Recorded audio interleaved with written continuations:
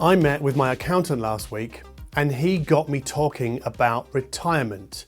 And that conversation got me thinking about what hi-fi system or systems I would own when I stop reviewing hi-fi gear for a living. And that's systems plural because I would need to satisfy the part of me that likes to tinker around with stuff, but also the part of me that enjoys simplicity and minimalism. This episode is brought to you by Marantz, makers of the ISA award-winning Model M1 streaming amplifier. Click the link below for more info. So today we are going to talk about simplicity and minimalism with a little bit of tinkering on the side. And we will do that by building out the KEF LS60 Wireless. Because for me, these streaming active floor standers offer some of the best bang for buck this side of 10 grand. To me, they sound just right. They're like a Goldilocks speaker. So they're not super airy up top, and there's no crazy keen presence region and no mid-bass thickness. I can't stand mid-bass thickness actually. And they're not too pendulous way down in the bass. But as we shall see, the LS60 Wireless don't go as low as the spec sheet might suggest, at least not in this room. So I think the LS60 do have a slightly warm and pleasantly transparent mid-range, if not the most transparent I've ever heard. And macrodynamic shifts aren't as dramatic as a Klipsch or a Zoo, but they're still very, very good. And the Vivid Kaya that made way for the KEF sound airier, crisper, more detailed, actually quite a lot more detailed, and cooler in the mid-range than the LS60.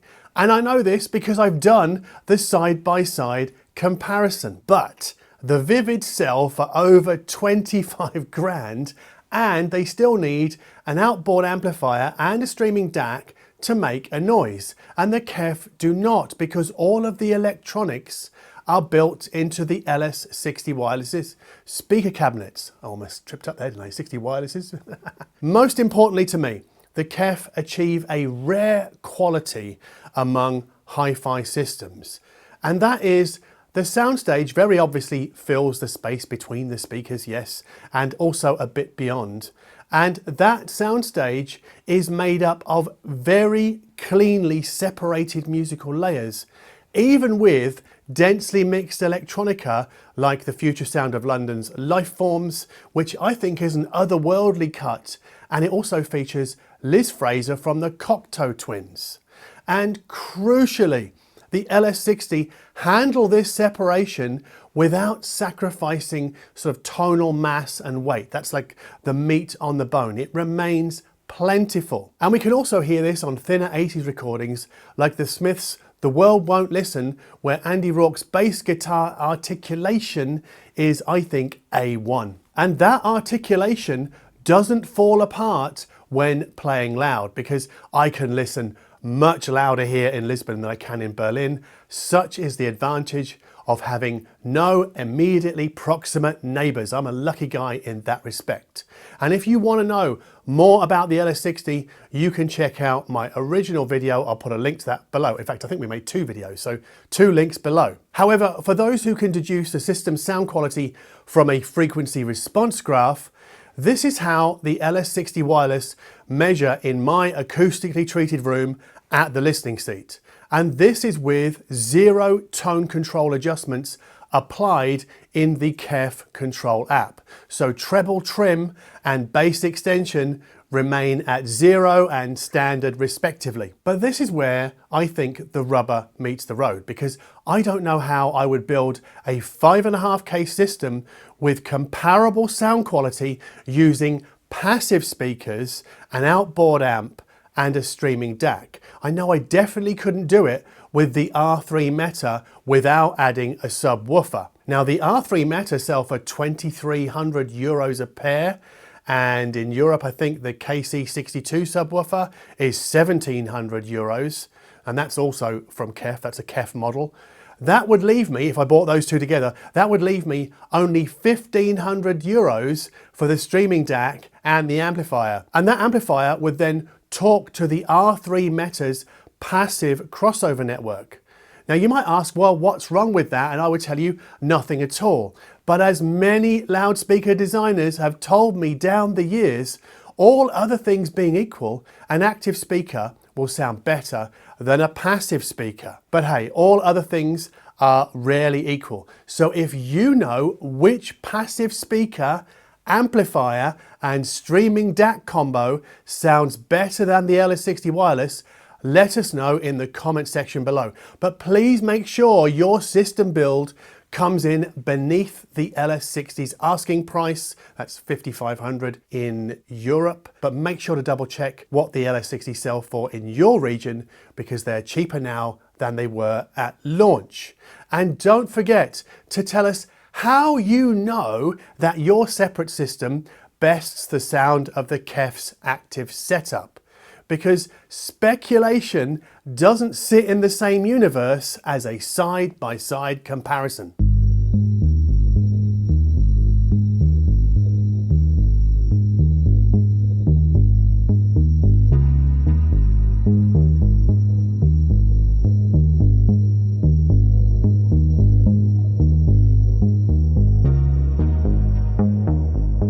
Now, wireless means the LS60 have streaming built in.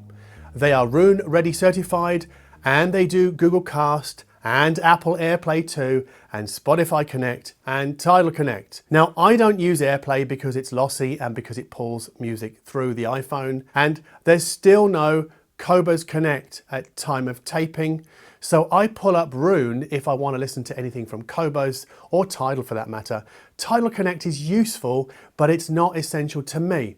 And Cast, the Google Cast, remains handy for SoundCloud, where its gapped playback has no impact on DJ mixes uploaded or cut as a single track. For its drivers, the LS60 use a UniQ for mids and highs. Now, UniQ is KEF speak for coaxially and coincidentally aligned mid-range driver and tweeter. But for the low end, each LS60 runs two pairs of 5¼ side firing and force cancelling bass drivers. And these are placed in the upper half of the speaker cabinet for what's known as a point source effect.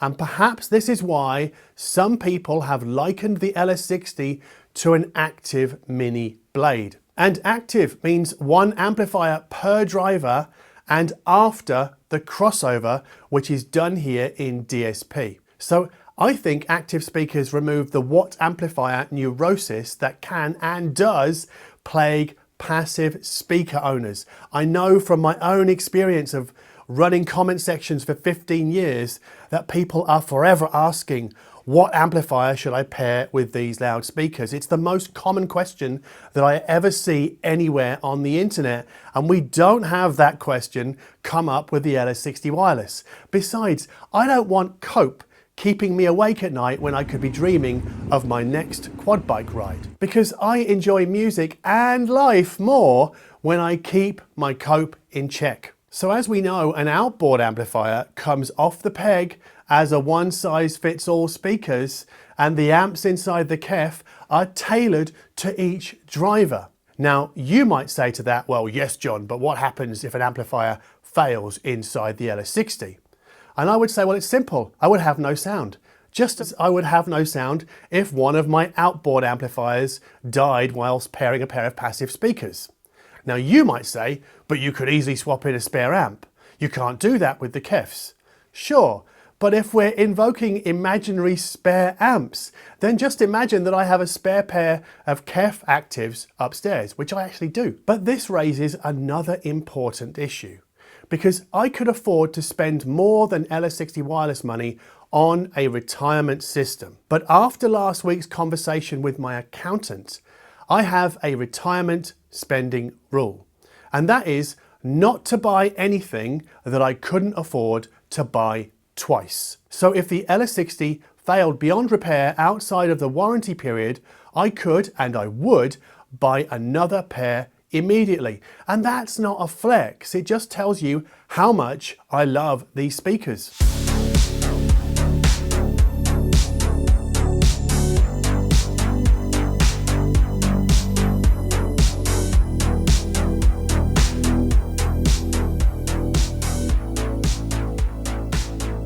So why am I talking about the LS60 Wireless again now?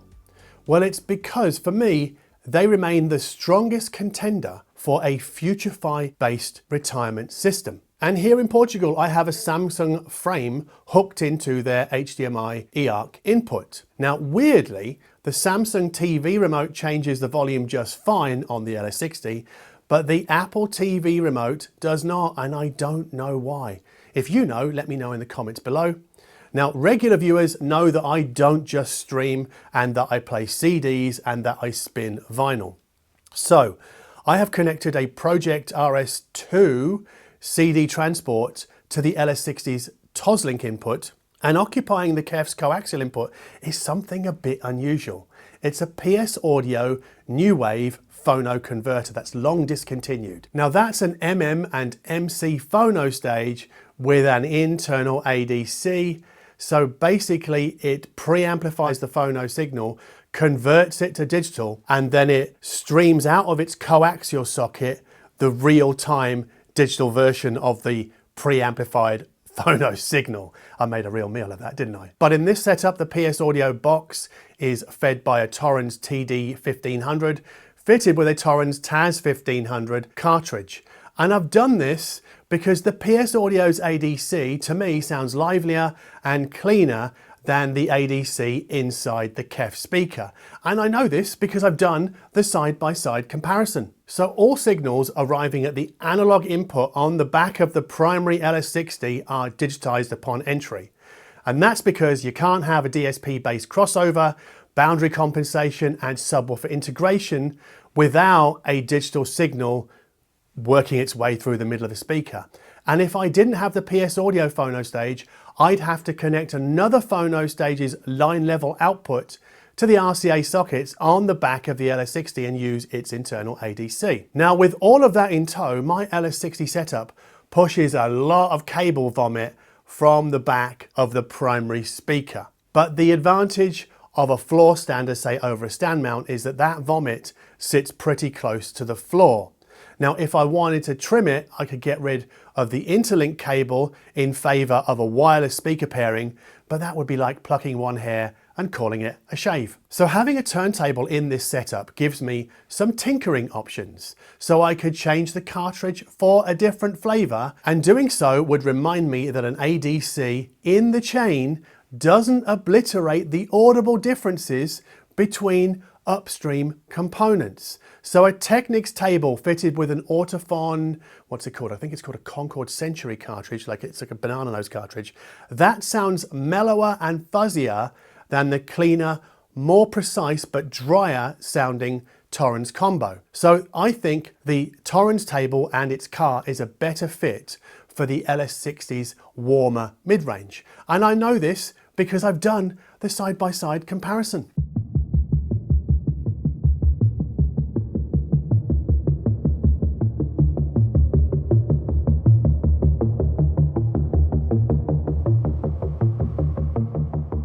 Lastly, and perhaps most importantly today, I have added not one, but two KC62 subwoofers to the LS60 Wireless. Now you might ask why. So KEF says on its spec sheet that the LS60 are 3 dB down at 31 Hz. Now in my acoustically treated room, they don't go that low. So remember the graph that I showed you earlier? So if we look at that again, it shows clearly how the LS60 roll off quite hard below, I think about 40 Hz in this acoustically treated space. But there are not heavy acoustic bass treatments in this room. It's mainly 300 Hz and above, mainly to tackle the RT60 and the reverberation. Now I'd say that the LS60 were at least 10 dB down in this room at 31 Hz. So the way I now see it is that laying a proper bass foundation to music is far more important than getting caught up in immersive audio or high-res audio. Now, we've made a video about it before, but the KC62 is a small subwoofer whose side-firing and force-cancelling drivers are powered by a Class D amp. And this mirrors the bass drivers, more or less, inside the LS60. Now, one reason to go with a KEF sub is because the KEF Connect app makes it an absolute breeze to set the gain and the crossover on the sub. All we have to do is turn the sub's gain rotary to its midpoint and the DSP takes care of the rest. The app sets the gain compensation, it sets the low pass filter and the high pass filter all automatically because KEF's engineers have worked out what the optimal settings are for the LS60 with a known KEF subwoofer. And for me, I think this eases any settings neurosis because neurosis is extremely prevalent in the hi-fi world from what I see from my comment sections. Now, why add two subwoofers instead of just one? Now we're cooking, right? And we'll discuss that in my next video. This sort of lays the foundation, lays the base foundation for what comes next. So that's all from me for today, and no, I am not retiring yet. I'll have another retirement system actually for you, I think sometime next year. But if you already have your retirement system, tell us about it in the comments section below. But if you dig my retirement system, like and subscribe accordingly. And hit us up on Patreon if you'd like playlists for every video we've made since 2020. And as always, thank you ever so much for watching.